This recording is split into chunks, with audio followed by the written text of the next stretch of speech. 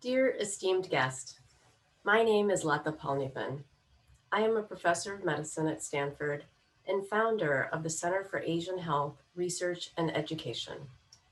It is with great honor that I welcome you all today to the Stanford Health Library and Stanford Center for Asian Health, Research, and Education Community Partnership Conference.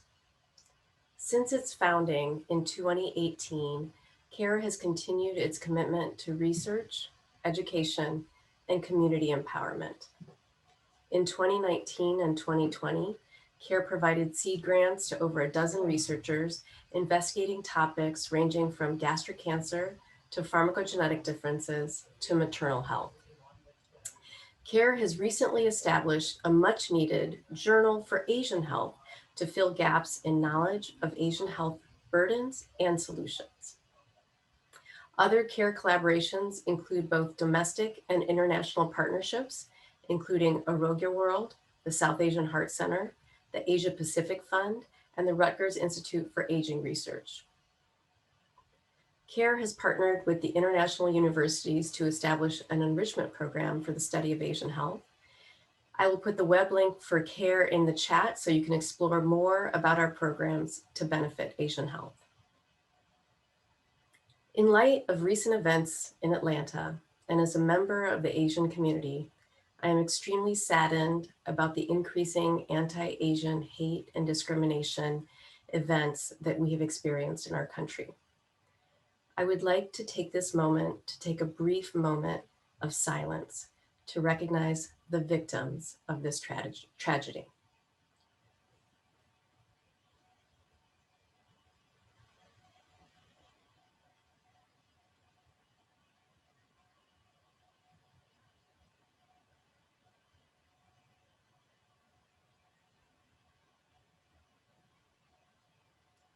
Thank you for taking time to recognize the sorrow and fellowship we feel for the Asian community. Today's virtual program will allow us to advance Stanford's goal of increasing health and wellness in our local communities. I am so thrilled that today's online platform will allow you to meet one of the most preeminent faculty at Stanford, Dr. Joo Ha Hwang. Dr. Hwang is the Director of Strategy for the Stanford Center for Asian Health, Research, and Education. Dr. Hwang received his bachelor's degree from the University of Illinois in electrical engineering. He then received his MD degree from the University of Chicago and his PhD in bioengineering from the University of Washington. He did his residency in internal medicine and fellowship in gastroenterology at the University of Washington and was a faculty member until 2017 there. We have been very fortunate to lure him to Stanford since then. He has recently been and regularly selected as one of our country's top doctors by national publications. In addition to his clinical activities, Dr. Hwang is interested in medical device innovation and has been a leader in using ultrasound technology for treatment of cancer. He is the principal investigator of National Institutes of Health Studies and has published over 100 papers and abstracts. His research group is working across molecular, clinical, and big data levels to develop early detection systems for cancer. He also dedicates himself to improve public policy in cancer and has held national leadership positions in medicine over many years. Dr. Hwang specializes in early detection of cancers and is a highly skilled endoscopist. He will share some images from his specialized clinical work today. He is a beloved teacher and gifted presenter. I am delighted that he has joined us today. Please join me in giving him a warm welcome to our virtual stage. Thank you very much, Latha. Appreciate the very kind introduction and echo your remarks about the current status of the country and really hope for unity and healing. So I am going to present on a topic that is near and dear to my heart, and that is the increased risk of gastric cancer in Asians. And this has been a passion of mine. This is a major healthcare disparity probably the largest healthcare disparity that currently exists for East Asians, and something that I think we could do something about, and which is why I appreciate the opportunity to be here to present to this group. So over the next 45 minutes, what I'll do is discuss what is gastric cancer, and then discuss what are the risk factors for gastric cancer, what is the current status of gastric cancer in the United States, and what can we do to prevent gastric cancer, and lastly, what can we do to treat gastric cancer, because this is where great strides have been made and increases the rationale for why we need to do a better job in detecting early gastric cancer. So what is gastric, also known as stomach cancer? And again, the aim of this talk, is to the general, the audience that I'm trying to reach here is the general public and also primary care providers who may not know that there is a high risk group of patients who get gastric cancer. And hopefully by the end of tonight's talk, everyone will have a better understanding of who's at risk and what can be done about this. So just to start off with as an introduction, because I know that many of you are not in the healthcare field, is give basic upper gastrointestinal anatomy. So this is your esophagus, so it's where food enters and goes down, passes into the stomach. The stomach is divided into multiple areas, and this is somewhat important to know when it comes to gastric areas because different types of gastric cancer develop in different areas. So the junction between the stomach and the esophagus is called the gastroesophageal junction. Just beyond the gastroesophageal junction is the cardia of the stomach. There is a region called the fundus, which is the top of the stomach.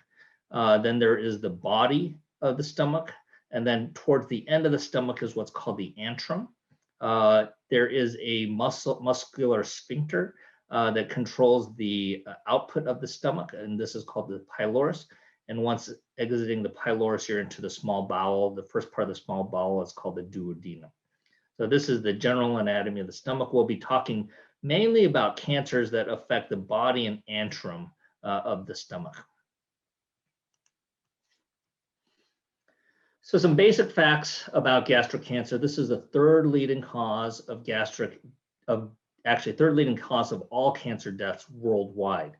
We don't hear that much about gastric cancer here in the US because the overall incidence is relatively low because the white population, there's a relatively low incidence in the white population. But if you look at this global heat map of cancer, of gastric cancer, you'll see that a bulk of the incidence occurs in Asian countries.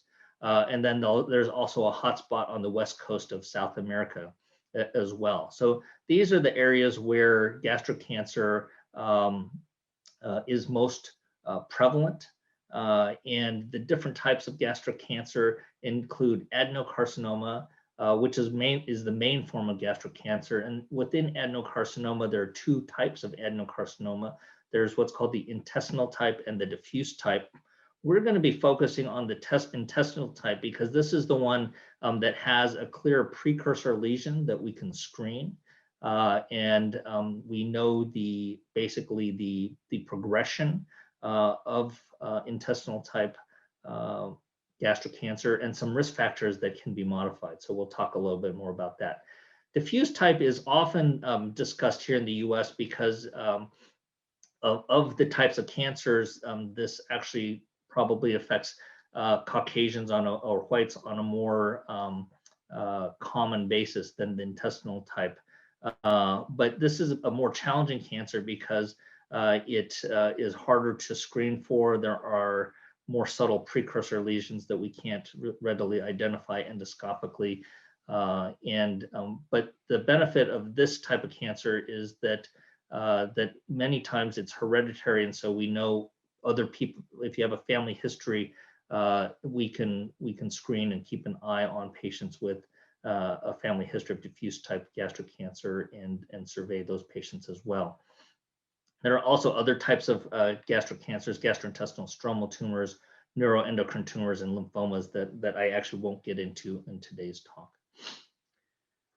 Gastric cancer can present with symptoms. The symptoms include epigastric or abdominal discomfort or pain, heartburn or indigestion, decreased appetite or lack of appetite, unintentional weight loss. Many people, want to lose weight, but unintentional weight loss from a physician's perspective is generally not a good thing. It often means that there's some medical process going on. Symptoms of nausea and vomiting, anemia, which is low blood counts or unexplained blood loss, can also be a symptom of gastric cancer, or black stools, which basically represents bleeding from the upper GI tract. The problem is that early stage gastric cancer is asymptomatic. So these symptoms of gastric cancer are of late stage. So this is when it's often too late, where surgery won't benefit the patient. In order to improve survival and improve outcomes of gastric cancer, we need to identify cancers at an early stage, very similar to any other types of cancer you can think of. Breast cancer. The reason that outcomes for breast cancer are much better now is that we offer screening mammograms, and we can identify breast cancer early, at which time, at a point where it can actually be cured. So that's the same thought with gastric cancer. One of the main causes for gastric cancer is thought to be this bacteria called Helicobacter pylori.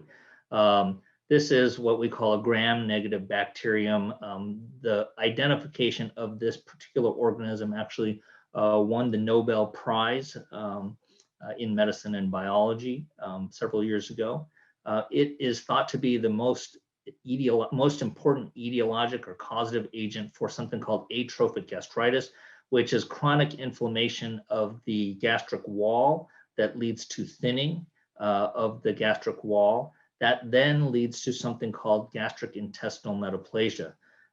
Intestinal metaplasia is where a normal intestinal type cells, so small intestinal type cells, grow in an abnormal location. So normally intestinal type cells shouldn't be found in the stomach, but if a person develops atrophic gastritis and there isn't, and what atrophic gastritis will do is it'll decrease the acid in your stomach. So then other types of cells can repopulate the stomach, including intestinal type cells. This is significant because this is the precursor to going on to cancer, and this is the lesion that we can screen for. So Helicobacter pylori is classified as a type 1 carcinogen by the World Health Organization and is thought to be responsible for up to 75% of all gastric cancers worldwide. So how does gastric cancer develop? And this, again, is for intestinal type adenocarcinoma. You have a normal stomach, and it gets infected with H. pylori or other chronic inflammatory processes like autoimmune gastritis, which is another autoimmune process where antibodies attack the lining of the stomach. That will cause chronic inflammation of the stomach, and that will lead to atrophic gastritis or thinning of the lining of the stomach, and then intestinal metaplasia. If this persists, then it will then progress on to what's called dysplasia and then cancer. So gastric cancer will develop. So the thought is that really to prevent gastric cancer, we need to block this here. So to treat H. pylori and prevent it from developing into cancer. So there are several steps that we can intervene on here, and I'll talk about that a little bit more as we go on. So as I mentioned, there are precursor lesions, one being atrophic gastritis, again, the thinning of the lining of the stomach due to chronic inflammation. And by chronic, I mean years to decades. So this is not like, I've had inflammation for, a couple months. You're not going to develop atrophic gastritis in a couple months. This takes years to decades of chronic inflammation. And again, the culprit is usually Helicobacter pylori infection. So after that atrophic gastritis has developed, then the gastric intestinal metaplasia can take footing. They're almost like weeds, that can grow within atrophic gastritis, and that then changes the lining of the stomach, which is again the mucosal layer, the layer that coats the surface of the stomach. If you develop intestinal metaplasia, this increases your risk of gastric cancer by 6 to 8-fold. So it increases your risk of gastric cancer substantially. And advanced gastric intestinal metaplasia will not regress after H. pylori treatment. So if you have early intestinal metaplasia, it's thought that it might regress once you treat the inflammation and the H. pylori, but if it's spread too far, and I'll show you some images of that, there's a point of no return, and basically for the rest of that person's life, they're at increased risk of gastric cancer, and there is rationale for keeping an eye or doing what's called surveillance of that person. And then the risk of progression to cancer is related to how much of the stomach surface is covered with intestinal metaplasia, which makes sense. And then dysplasia is a precancerous lesion. So after intestinal metaplasia, the next step is dysplasia. So that's where the cells start looking irregular, but they haven't turned into cancer quite yet, but they're not normal looking cells. And that's the one step just prior to the progression of cancer. So once dysplasia develops, this is when we as physicians start thinking of doing procedures to intervene, to remove it, basically to resect dysplasia, ideally without surgery. A comment in terms of the racial distribution of intestinal metaplasia. I did this study before coming to Stanford when I was at the University of Washington. And what we did was we looked at a period from 1999 to 2014, and we looked at all endoscopies that were performed in the entire UW system. And basically the pie chart on the left shows the demographics, basically the racial distribution of patients who underwent endoscopy. And this basically parallels the racial distribution of the city of Seattle. So a majority are still non-Hispanic white. There is a significant percentage, but not a huge percentage, of Asian Pacific Islanders at 7%, 9% African American, and 4% Hispanic. However, if you look at all patients in our system who had gastric intestinal metaplasia, there was a disproportionate number of patients who were of Asian or Pacific Islander descent. And those who were non-Hispanic white had a lower percentage than the population. Also overrepresented was all the other minorities. So Black or African American, Hispanics, Native Americans, they all had disproportionate burden of intestinal metaplasia. So in this, the overall prevalence of intestinal metaplasia in the basically the Seattle population was 5.7%. But if you were Asian, you had a 23% risk of intestinal metaplasia. And as I mentioned in the prior slide, if you have gastric intestinal metaplasia, you have a 6 to 8 times greater risk of developing gastric cancer. So this is where we feel explains why Asians in particular are at higher risk, but also all the non-white races are at higher risk, but at a slightly lower percentage.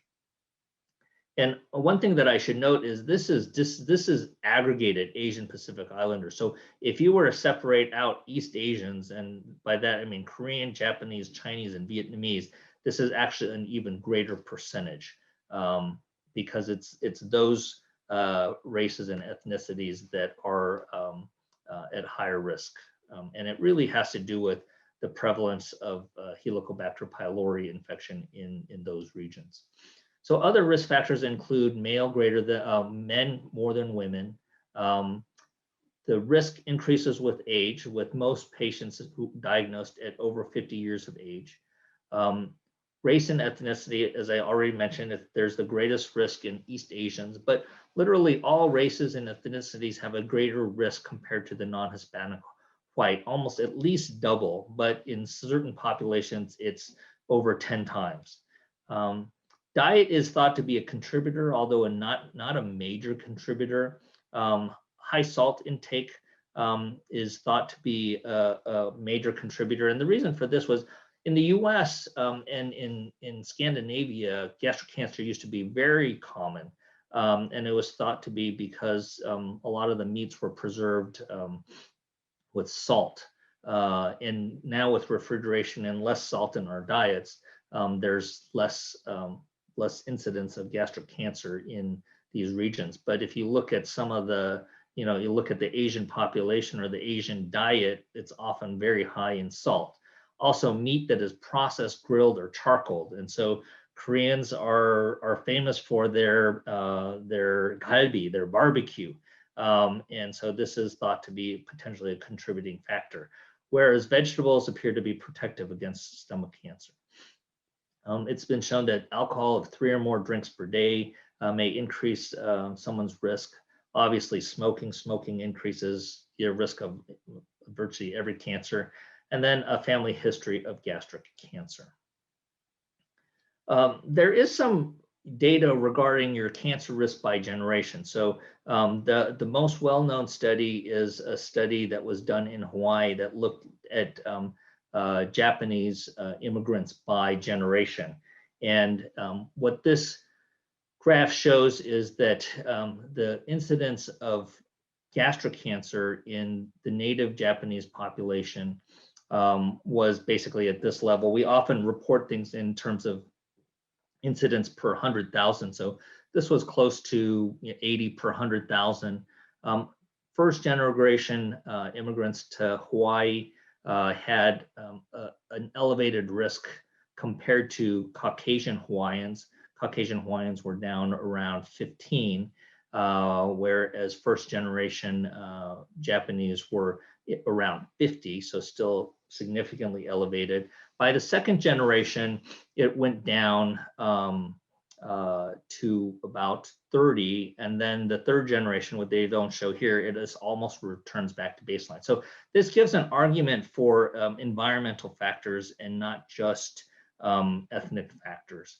And this graph kind of shows the reverse thing.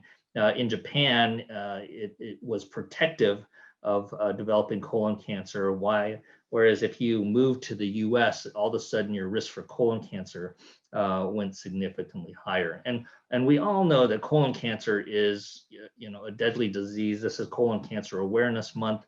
And colon cancer basically is uniformly has a high incidence across all races and ethnicities. And we uniformly recommend colon cancer screening. But what I'm going to get at is that some of us should also have screening for gastric cancer, and we can tie that in with colon cancer screening if we're smart. So what's the current status of gastric cancer in the US? I like to compare esophageal cancer and gastric cancer for a couple reasons. In the United States, there's been a lot of attention for screening for esophageal cancer. There's something called Barrett's esophagus, which is directly analogous to gastrointestinal metaplasia. It's basically intestinal metaplasia of the esophagus, and the inflammation is due to chronic reflux as opposed to an infection like H. pylori. And so if you would go to national meetings, Barrett's esophagus and esophageal cancer and screening was basically, talked about quite extensively, and the NIH funded millions and millions of dollars towards Barrett's esophagus and esophageal cancer. But if you look at the incidence of esophageal and gastric cancer and compare that in 2019, gastric cancer, actually, there were 10,000 more cases of gastric cancer than esophageal cancer. But no one ever really recommends gastric cancer screening. The research dollars towards gastric cancer pale in comparison to esophageal cancer. And, part of this has to do with politics, unfortunately. Esophageal cancer is a disease of older, obese white men. And gastric cancer, as I showed you, is really a disease of non-Hispanic whites. And so this is an area that we need to work on, that we've been working on actively through CARE. And this is part of health policy that we would very much like to change, as we feel that gastric cancer deserves at least as much, if not more, attention given the disease burden in the United States.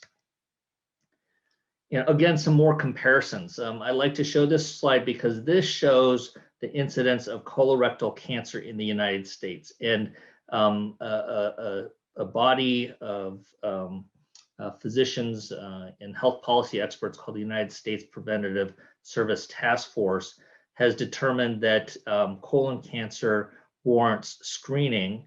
And it had been that everyone over the age of 50 should get a colonoscopy or get some form of colon cancer screening. They've actually recently dropped the guidelines down to 45.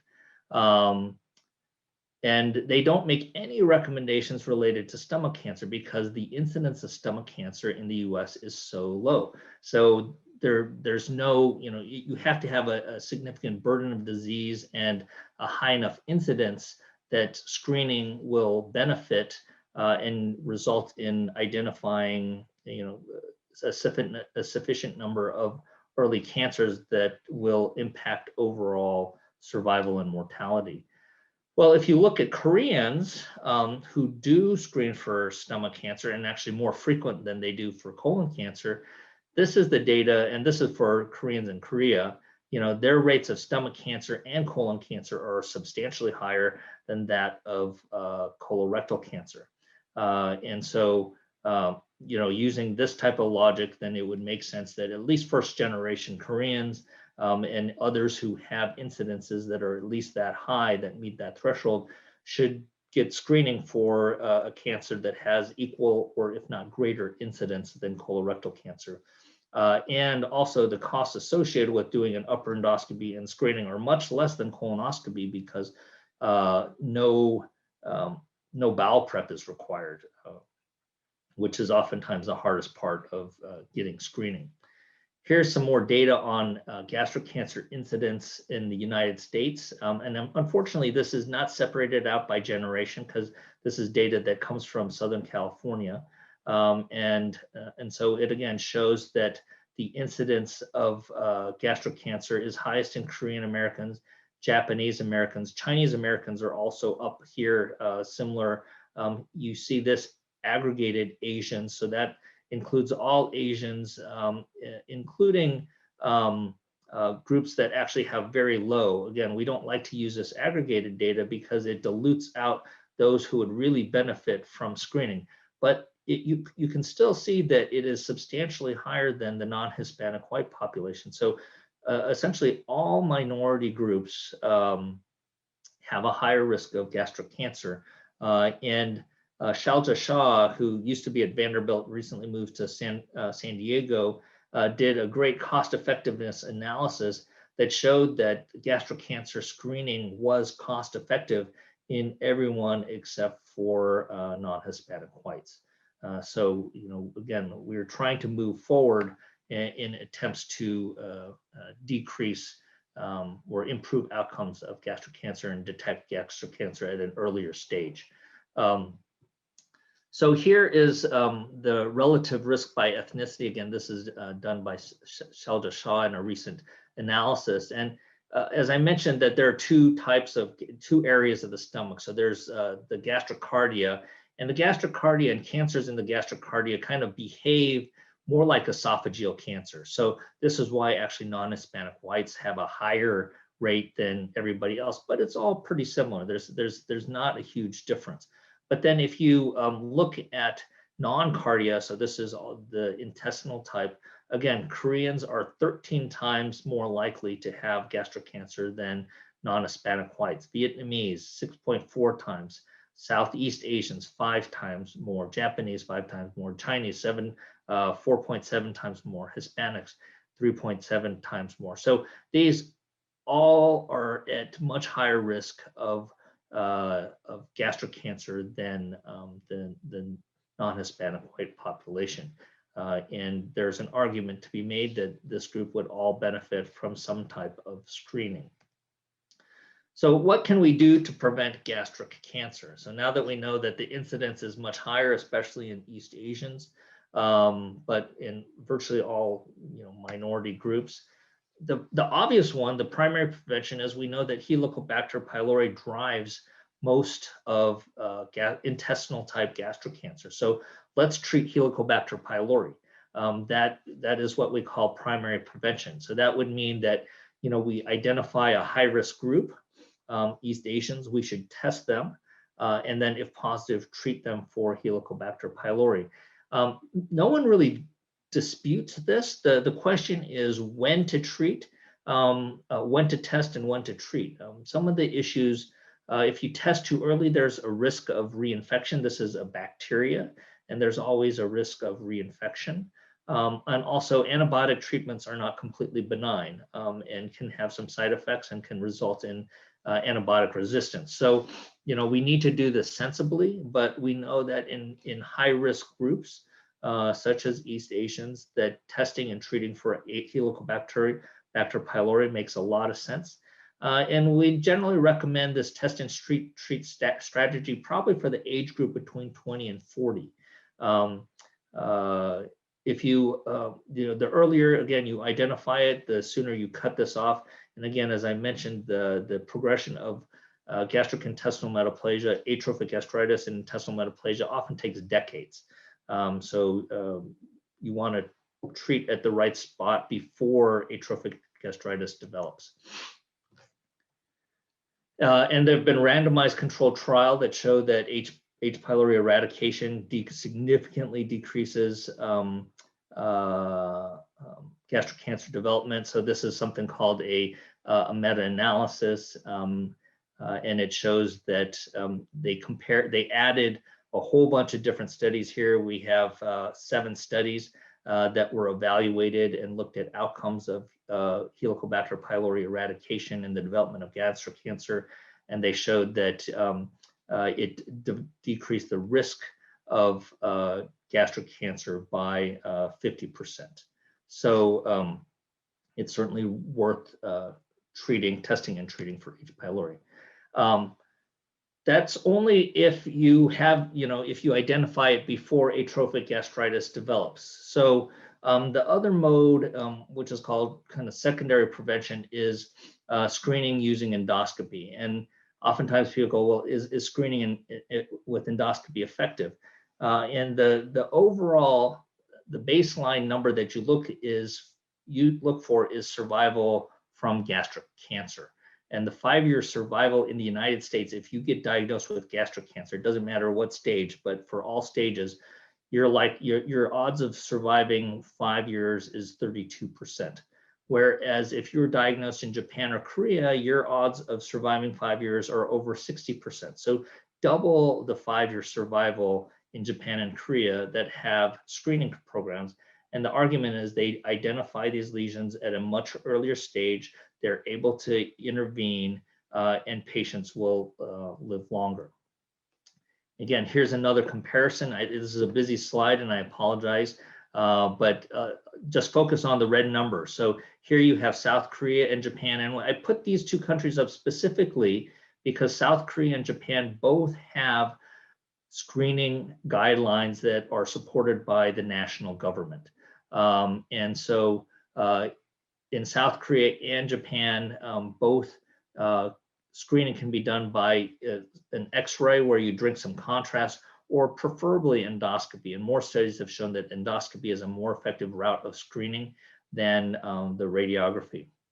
And then there's the United States, where there's no screening program. The ones that I want you to look at are the percentages that are diagnosed at what we call localized or an early stage. In South Korea, 51% of gastric cancers are diagnosed in early stage, Japan 48%, and then the United States only 28%. And that's because we don't screen. If you don't screen, what we're doing is we're diagnosing patients who are often symptomatic. And as I mentioned before, once you've developed symptoms, you're at a later stage. So these patients are at a later stage. And then if you look at the 5-year survival for all stages, 67% for South Korea, 65% for Japan, and only 32% for United States. So as a physician, I think it's embarrassing that the United States has survivals that are so poor, but it's also an opportunity because there are clearly things that we can do and we can intervene on that we have yet to do. Again, more data to show whether or not screening is effective. 5-year survival, as I mentioned, for South Korea and Japan in the 60% range, Western Europe and the US in the, in the high 20, low 30s. Percentage of gastric cancers diagnosed at localized stage in the 60% range in South Korea and Japan, and again, in the low 20% range in the United States and Western Europe, which do not have screening recommendations. So I would say that this data is pretty convincing that screening is effective. And it again makes sense that if you were to screen asymptomatic individuals and identify early gastric cancers, you're more likely to, be able to make an impact because you're going to identify these at an earlier stage. Again, more data. This is again longitudinal data comparing Korea and Japan, where the U.S. has done nothing. So the rate of early gastric cancers that we've identified has kind of sat at about 24%. In 2002, Korea initiated a screening program with endoscopy, and you can see that they have steadily improved the rate of diagnosing cancers at an early stage, to the point in 2016, 73% of all gastric cancer diagnoses were at an early stage where we can intervene on. And I'll talk about the interventions in just a little bit. I mentioned gastrointestinal metaplasia. Here's some more detail if you're curious. Again, this is a precancerous lesion for gastric cancer. As I mentioned, high incidence in Eastern Asia, also Eastern Europe and South America. It increases the risk 6 to 8-fold for gastric cancer. It does not regress following H. pylori therapy unless it's really early, but it will slow down the progression. So if there's still a reason to identify H. pylori and stop the infection and the inflammatory response that H. pylori causes. And then there's some additional risk factors. Basically, the most important one is how extensive the intestinal metaplasia is. So there is a society called the American Society for Gastrointestinal Endoscopy, which is one of the main GI societies in the US, who has guidelines, but they're very obscure. And they actually state, we suggest screening endoscopy for gastric cancer in new US immigrants from high-risk regions around the world, such as Korea, Japan, China, Russia, and South America, especially if there's any family history of gastric cancer in a first-degree relative. My advice was that if you come from a country that's red, you should get endoscopy. You're at higher risk, and you should be tested for H. pylori. And again, that is most of Asia. Here's some endoscopic videos. I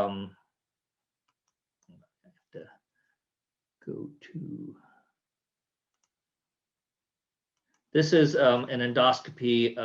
This is what we call white light. This is what the stomach looks like. We can then use a special filter called narrowband imaging. It's a different light source. And see the splotchy area right here? This is atrophic gastritis with intestinal metaplasia right here. The stomach should just be this kind of pale blue appearance. This is all abnormal right in there. And you can see kind of a clear line of demarcation. So this is the antrum. And this patient has quite extensive intestinal metaplasia because it covers the entire antral region and part of the body, what we call the lesser curvature. So again, here's the antrum on what we call white light, which most endoscopists out there who haven't been trained to do screening for gastric cancer, they'll only use white light. They won't switch to this narrowband imaging. So, you can't just, I'm also working on trying to train endoscopists to perform endoscopies correctly when diagnosing or when screening for gastric cancer, because you do need to do a kind of a different examination, because if you just do white light, you can be fooled to think that there's nothing wrong, whereas this person actually has extensive intestinal metaplasia. And then this is what we call a retroflex view. This is actually the stomach. This is the scope coming through the gastroesophageal junction right here. Just to remind you of the anatomy, this is the cardia right here. This is the body. This is what we call the lesser curvature of the body. And here you can see this pale area that is better demarcated or identified with better contrast using this imaging called narrowband imaging. And then again, all this kind of whitish area are areas of atrophy or atrophic gastritis with intestinal metaplasia. And we can also use some advanced imaging techniques called near focus. It's basically a form of magnification where we can see abnormal gastric mucosa. Here's another video that shows an early gastric cancer. So right in here, this is an early gastric cancer. There shouldn't be bleeding when you come into the stomach. And again, on white light, it doesn't look that remarkable, but then I'm gonna switch to narrowband imaging and you can see these splotches here. And so this is extensive intestinal metaplasia. Here's a cancer right there. So these cancers are somewhat subtle. And then this patient's stomach is completely atrophic. So it's all abnormal. And sometimes we can even spray, this is acetic acid or dilute vinegar. And what that does is it accentuates the areas of intestinal metaplasia. It turns it kind of a white color. So there are strategies that we have recommended. And again, this is a busy algorithm and you don't need to pay attention to all the details, but the bottom line is that we do have recommendations. If you had an endoscopy and they show that you have intestinal metaplasia, you want to make sure that there's no H. pylori, and we can test for that when we do our biopsies. The pathologist can look for that. And then we can determine are you at an increased risk based on your race, ethnicity, immigration status, or family history?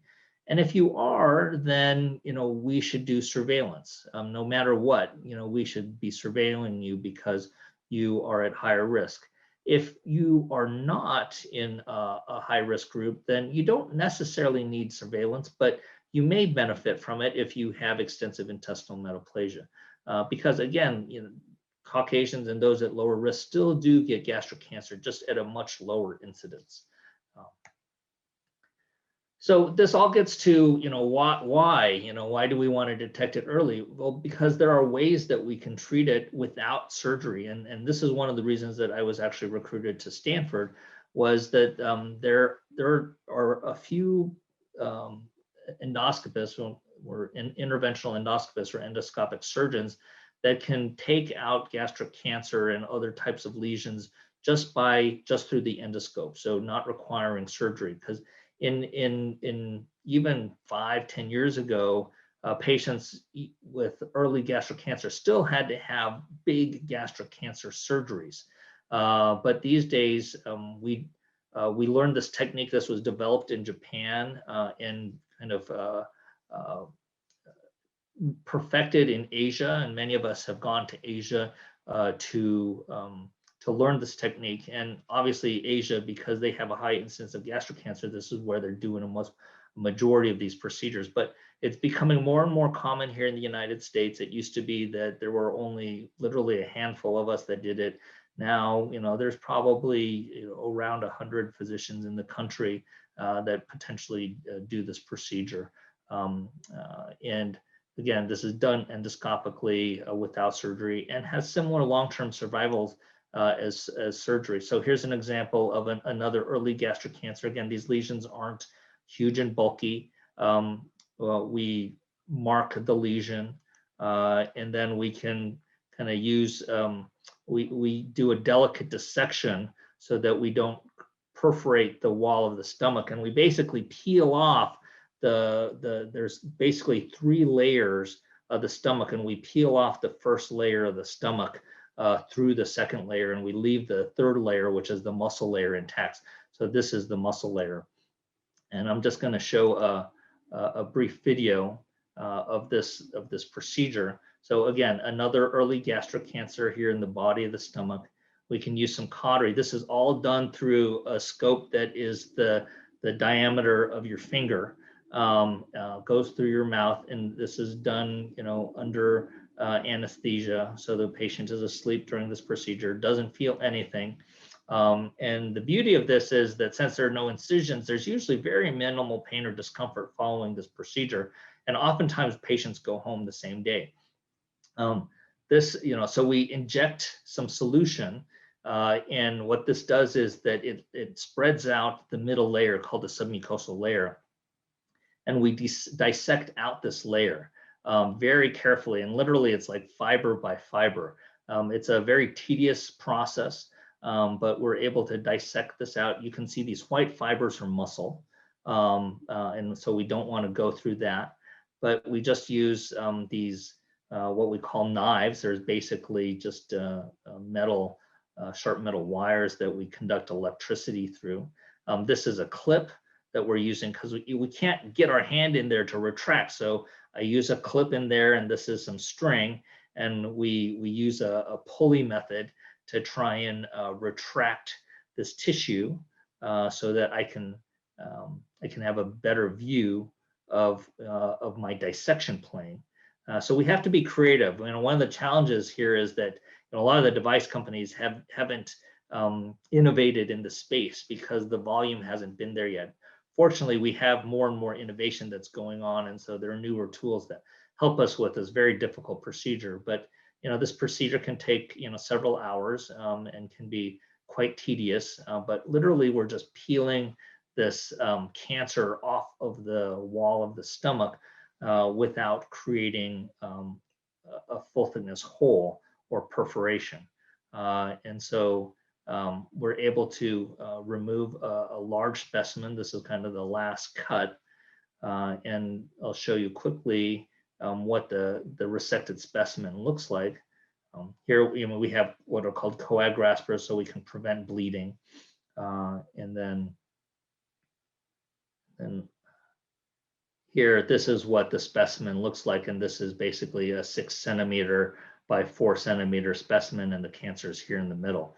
And again, this is done without removing the stomach. It's all done through the mouth, and the patient was able to go home the following day. So, this brings me to my conclusion. Who's at risk? Again, who's at risk basically is highlighted in red, but again, we're a country of immigrants, and especially here in the Bay Area, where the population of Asians is over 30%. We need to be aware of the fact that we come from areas that have different disease profiles, and in particular, a higher risk of gastric cancer. So we need to be aware of that.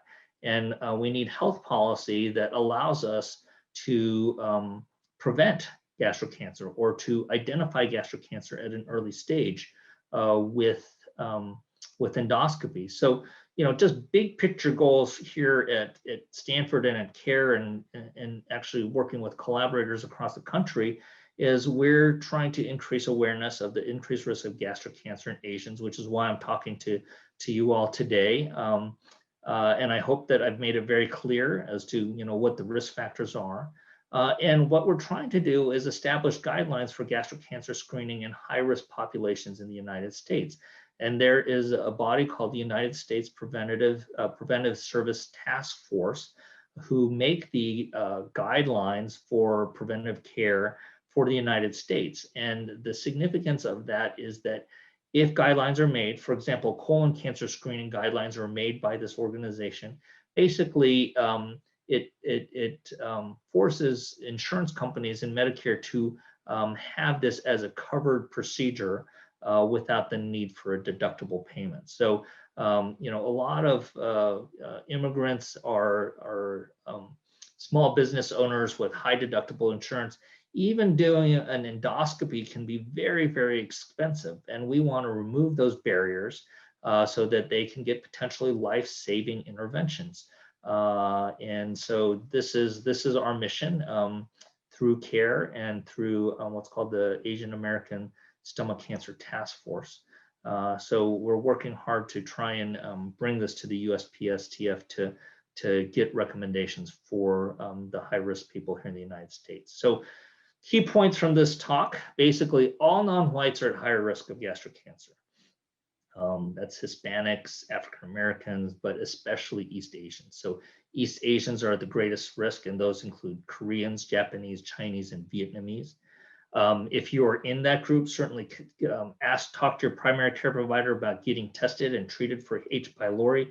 And I would recommend this before the age of 40, because by the time you've hit 40, if you've been infected as a child, you've probably already gone to intestinal metaplasia. And then I suggest that you talk with your primary care provider about getting an upper endoscopy with a screening colonoscopy at the age of 45 or 50, but get it sometime to see, especially if you've had Helicobacter pylori. If you've had Helicobacter pylori infection, I would strongly recommend that you get an endoscopy at the age of 40. Otherwise, consider getting endoscopy at the age of 50 or whenever you get your screening colonoscopy. Your gastroenterologist should be able to do it at the same time. And then often the question that I get from patients is, what can I do?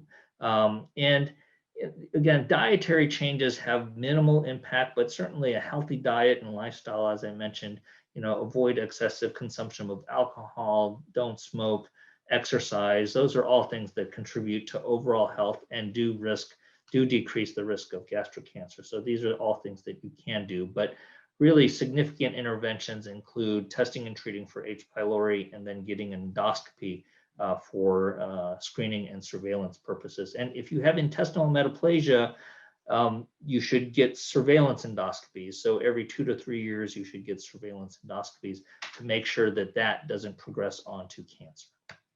So that's the end of my talk. I would obviously like to make some acknowledgements. A lot of this work could not be done without our generous donors. So you know who you are, and thank you so much for your contributions that have made the work so far possible.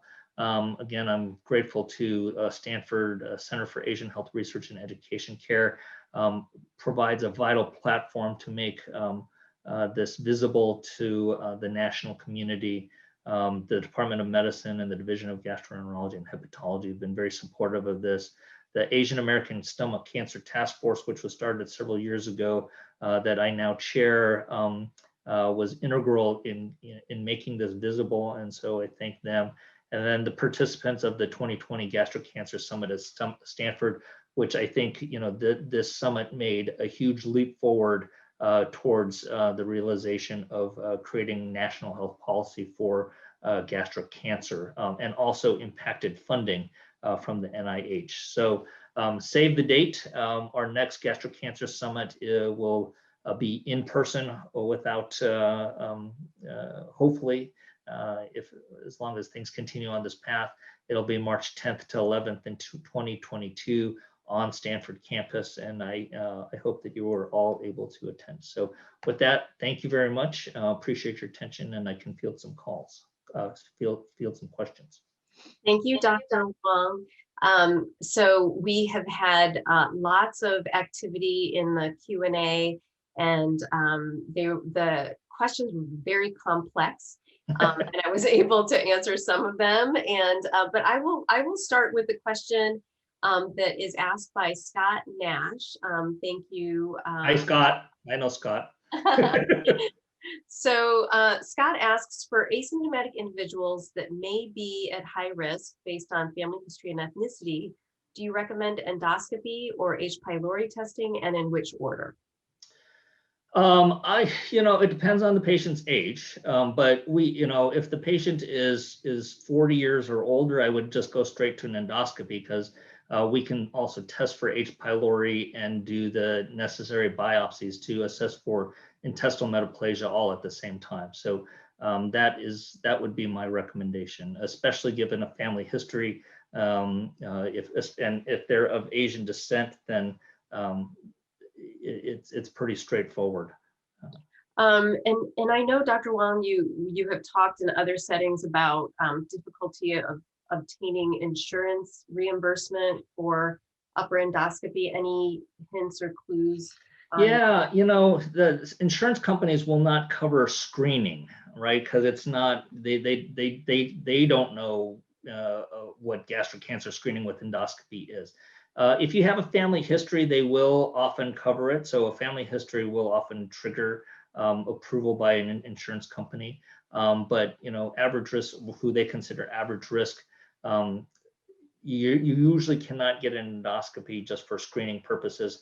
But there almost isn't a person that I don't know that hasn't had some type of stomach discomfort. And so, if you're over the age of 40 with any type of upper GI symptoms, that's an indication for endoscopy. So it's often what we call symptomatic evaluation.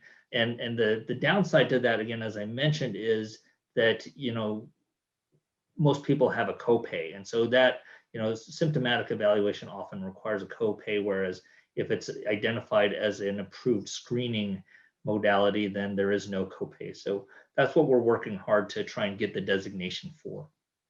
Great. Well, thank you for your work in that, Dr. Wong. So as a follow-up question to that, we have an attendee asking how often gastric endoscopy should occur for a high-risk group such as Koreans. We had an earlier question about frequency of colonoscopy, which I answered. Is it 10 years like colonoscopy or a different frequency? Now, this is actually quite debatable.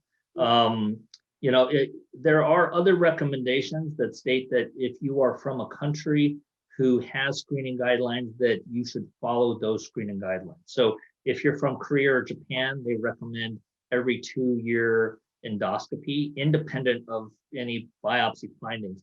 We're trying to do a little bit more of a rational approach because I really do think that the data shows that intestinal metaplasia is what we're really doing to identify higher risk groups, right? So if you have intestinal metaplasia, then your risk goes up substantially. And the analogy is if you do a colonoscopy and you find an adenomatous polyp, your interval depends on the number of polyps we find. So if we find a lot of polyps, then you have a 3-year interval. If you have, 1, then 1 or 2, then we say 5 years. Same thing with intestinal metaplasia. So if you have very little intestinal metaplasia and you're at low risk, then you're probably at still very low risk and don't need surveillance of that. But if you have, a moderate amount of intestinal metaplasia and you are a high risk group, you should have endoscopy at a minimum every 3 years. The Asians would say every 2 years. So somewhere between every 2 and 3 years. If you have advanced features of intestinal metaplasia, then you should have it every year. So it really depends on what we find on endoscopy.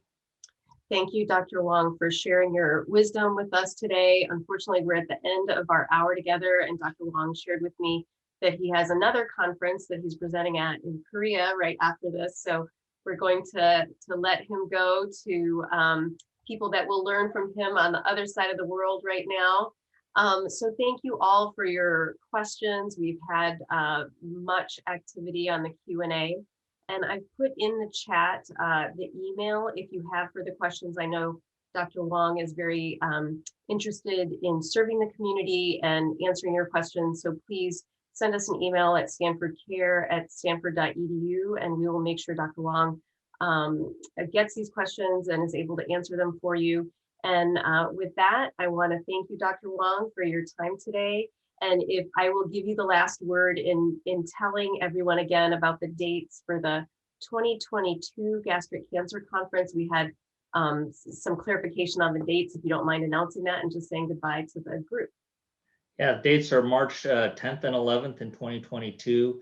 The funny thing was we were the last conference on campus at Stanford before we got shut down for COVID. So, we're optimistic that we're going to do an in-person meeting and make further strides towards advancing this important healthcare disparity, especially for East Asians. So thank you. And thank you everyone for attending. I appreciate it. Thank you, Dr. Wong. We'll see you next time. All right. Bye-bye.